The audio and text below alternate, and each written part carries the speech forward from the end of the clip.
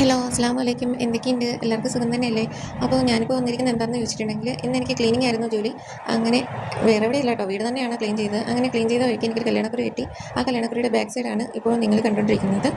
അപ്പോൾ അതിൽ എൻ്റേതായ കുറച്ച് കലാപരിപാടികളൊക്കെ ചെയ്ത് വെച്ചിട്ട് ഞാനതിനെ ഒരു ബുക്ക് മാർക്കാക്കി വെച്ചിട്ടുണ്ട്. ശരിക്കും അതിനെ ബുക്ക് മാർക്ക് എന്നാണോ പറയുന്നത് എനിക്കറിയാൻ വയ്യ. ഞാൻ എൻ്റേതായ രീതിയിൽ അങ്ങനെ പറഞ്ഞതേ ഉള്ളൂ. അപ്പോൾ ഇതിൻ്റെ ശരിക്കുള്ള പേരെന്താണെന്ന് വെച്ചിട്ടുണ്ടെങ്കിൽ നിങ്ങൾ എനിക്ക് കമൻറ്റ് ചെയ്ത് തരണം. എനിക്ക് ഇഷ്ടമുള്ള രീതിയിലാണ് ഞാനിത് ചെയ്ത് വെച്ചിരിക്കുന്നത്. ഇതിപ്പോൾ ഇതുപോലെ തന്നെ നിങ്ങൾ ചെയ്യണമെന്നൊന്നുമില്ല. നിങ്ങൾക്കറിയാവുന്ന രീതിയിൽ സിമ്പിൾ ഡിസൈൻസ് ഒക്കെ ചെയ്യാവുന്നതാണ്. ഞാൻ ശരിക്കും സിമ്പിൾ ഡിസൈൻ ഉദ്ദേശിച്ച് ചെയ്തതാണ്. അവസാനം വരച്ച് വന്നപ്പോഴത്തേക്ക് ചെറുതായിട്ട് കുളമായിട്ടുണ്ട്. എന്തായാലും നിങ്ങൾ കണ്ടു നോക്കുക. ഇതിൽ ഞാൻ യൂസ് ചെയ്തിരിക്കുന്ന ബ്രഷ് പെന്നാണ് red, orange, yellow, blue, pink, green ഇത്രയാണ് ഞാൻ യൂസ് ചെയ്തിരിക്കുന്നത്. പക്ഷേ ഈ ഒരു കല്യാണക്കുറിയുടെ ബാക്ക് സൈഡ് ആയതുകൊണ്ടാണെന്ന് തോന്നുന്നു ശരിക്കും ഉദ്ദേശിച്ച കളറൊന്നും അത്ര അങ്ങോട്ട് എടുത്ത് കാണിക്കുന്നില്ല. ഞാൻ എന്തായാലും ഈ ഒരു ബ്രഷ് പെൻ യൂസ് ചെയ്തിട്ട് ഇതുപോലെ സർക്കിൾ വരച്ച് അതിൽ പെയിൻറ്റ് ചെയ്ത് വെച്ചിട്ടുണ്ട്. അതിനുശേഷം ഇതുപോലെ വൈൻസാണോ കർഡ് ലൈൻസാണോ ഇതുപോലെ വരച്ചു. നമ്മുടെ പാമ്പഴങ്ങ പോകുന്ന മാതിരി വളഞ്ഞും ഒക്കെ വരച്ച് അതിനകത്തേക്ക് കുറച്ച് ലീഫും കുഞ്ഞു കുഞ്ഞു വൈൻസും ചെറിയ ചെറിയ മുട്ടുകളും ഒക്കെ വരച്ചിട്ടുണ്ട്. ഏതൊക്കെ കളർ പേന യൂസ് ചെയ്തെന്ന് പറഞ്ഞാലും എനിക്ക് ഈ കറുപ്പ് ഉപയോഗിച്ചില്ലെങ്കിൽ ഒരു സമാധാനം കിട്ടില്ല. കറുപ്പിന് ഏഴഴകാണെന്നാണല്ലോ പറയുന്നതെന്നല്ല, ശരിക്കും അങ്ങനെ തന്നെയാണ്. ഇനി എന്തൊക്കെ ചെയ്താലും അതിലൂടെ ഈ കറുത്ത പെൻ യൂസ് ചെയ്ത് വരച്ചില്ല എന്നുണ്ടെങ്കിൽ ഒരു സമാധാനവും കിട്ടില്ലെന്നേ.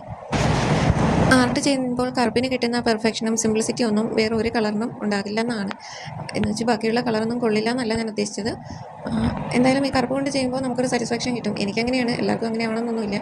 അതിനുശേഷം ഇങ്ങനെ ഞാൻ കുറച്ച് ലീഫും വൈൻസും കുഞ്ഞി മുട്ട് പോലെയൊക്കെ വരച്ചിട്ട് പിന്നെ ഡാർക്ക് ഗ്രീൻ യൂസ് ചെയ്ത് ചെറിയ ചെറിയ ലീഫും കൂടെ അവിടെ ഇവിടെയൊക്കെ ആയിട്ട് കൊടുക്കുന്നുണ്ട്.